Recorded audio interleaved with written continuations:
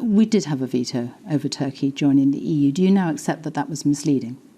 No. First of all, I'm very proud to have fought for Brexit, to campaign for it, to vote for it, and to have helped deliver it.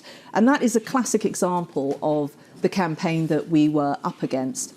David Cameron had given undertakings to Turkey that we would support, the United Kingdom would support its succession to the EU.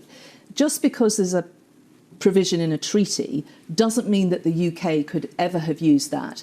And to have gone back on what was government policy and those undertakings he had given to Turkey, a key NATO ally, would have been crazy. But the point that I made on that clip, and I feel very strongly about, is that the British people did not have a say. They did have a say in the referendum, and they chose. It was a fact that the UK did have a veto, wasn't it? Member States' right to a veto is spelled out in Article 49 of the Treaty on the EU. We claim we did not. You claim we did not have a veto. Do you accept that what you said at the time was misleading? No, but it's in Article 49. No.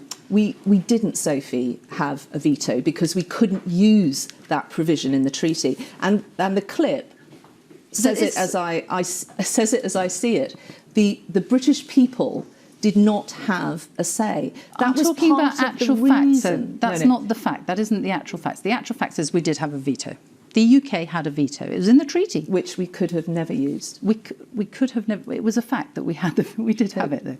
We could never have used it. Why? You can't say to a country that's one of your key partners, "We will support you," and then not. I'm sorry. You're dancing around the detail here. Though the actual fact is. It's like 2016 all over again.